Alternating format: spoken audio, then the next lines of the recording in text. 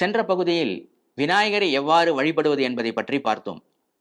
இந்த ஆலய ரகசியத்தில் நாம் மிகவும் முக்கியமான ஒருவரை, அதாவது குருவை பற்றி, அவருடைய மகிமையை பற்றியும் காண்போமா?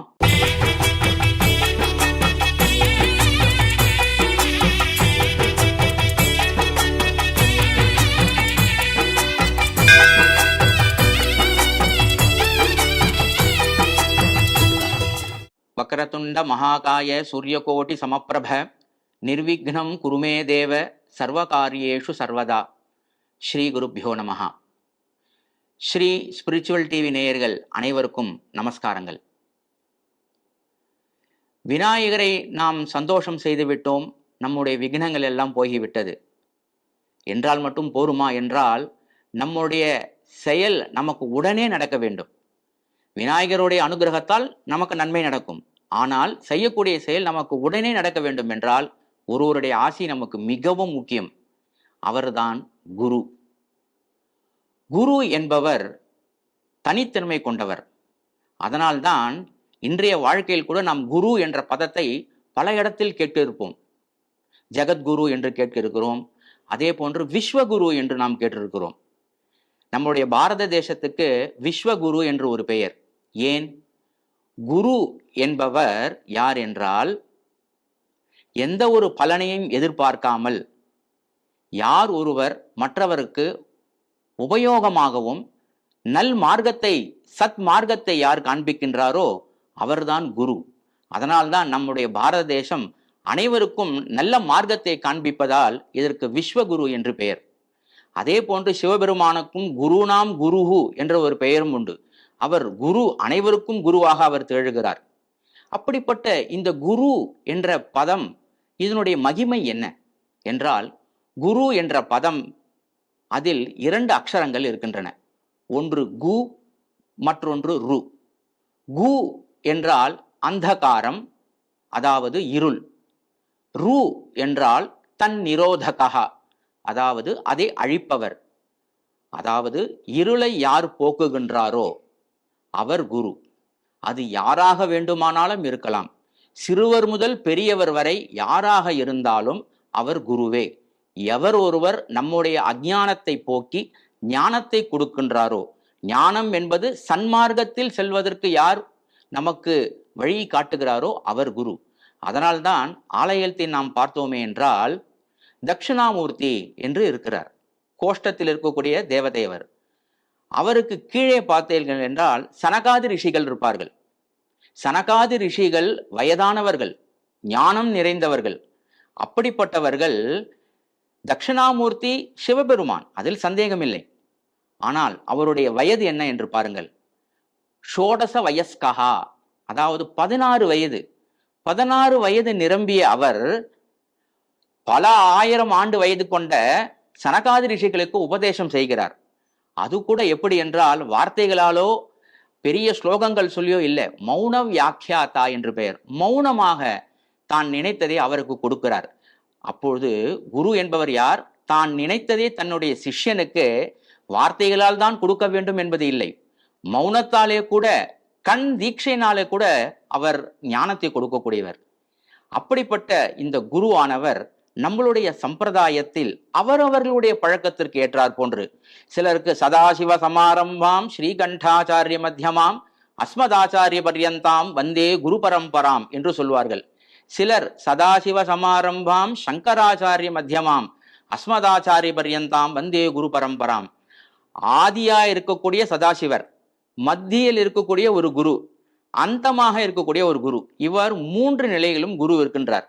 இதில் ஆதி நிலை நமக்கே தெரிந்ததுதான், யார் என்றே நமக்கு தெரியாது. மத்தியில் நமக்கு நம்ம பெரியவர்கள் சொன்னதால் நமக்கு தெரியும்.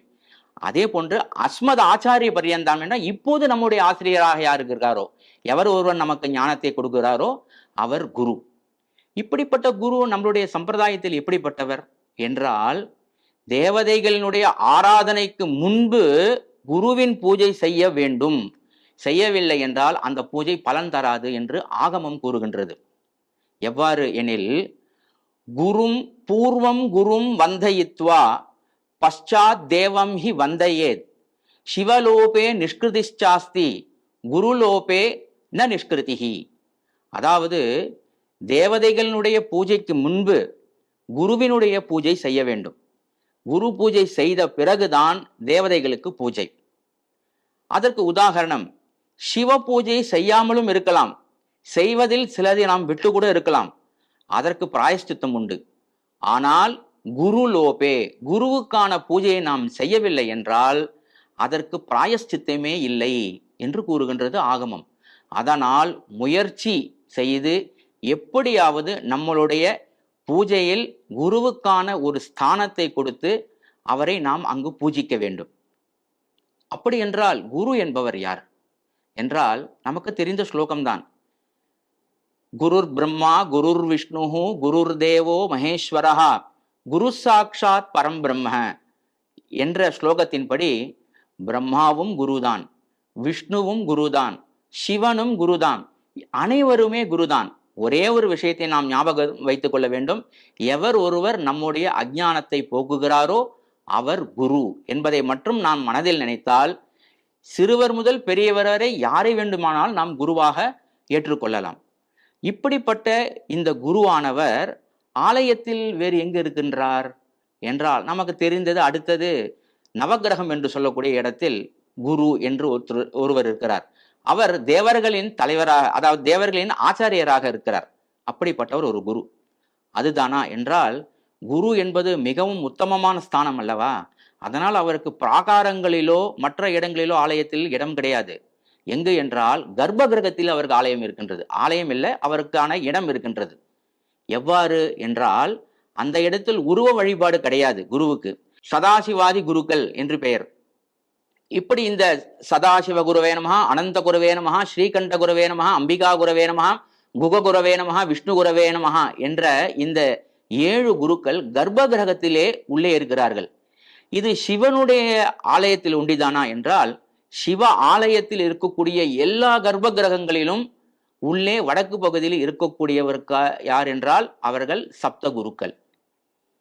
ஆகையால் இவ்வளவு சிறப்பு வாய்ந்த அந்த குருவை பற்றி நாம் ஒரு பொழுதும் மறக்காமல் அவருக்கு தேவையானதை செய்து அவருக்கு சேவை செய்து, மனித ரூபமாக அவர் நம்முடன் இருக்கிறாரோ இல்லையோ அது வேறு விஷயம். மனித ரூபமாக நாம் அவரை பார்க்க வேண்டும் என்றால் ஆலயத்தில் அர்ச்சகர் என்பவரை குரு என்று சொல்வார்கள். ஏனென்றால் குருவினுடைய கையில் வாங்கக்கூடிய பிரசாதமானது, விபூதியானது மிகப்பெரிய பலனை கொடுக்கக்கூடியது என்றது ஆகமம் கூறுகின்றது. அதனால் இவ்வளவு சிறப்புமிக்க இந்த குருவினுடைய மகிமையை தெரிந்து அவரை நாம் அனுதினமும் ஸ்மரணம் செய்ய வேண்டும். அதிலும் தேவதா பூஜைகளுக்கு முன்பு அவருக்கான பூஜையை செய்துவிட்டு நாம் பூஜைகளை தொடங்க வேண்டும். இவ்வாறு செய்வதால் நமக்கு எல்லா விதமான சௌபாகியங்களும் கிடைக்கும் என்பதை பற்றி மிகவும் அழகாக ஆகமங்கள் கூறுகின்றன. மேலும் இது போன்ற ரகசியமான மிகவும் முக்கியமான விஷயங்களை பற்றி அடுத்த ஆலய ரகசியத்தில் கூறுகின்றேன்.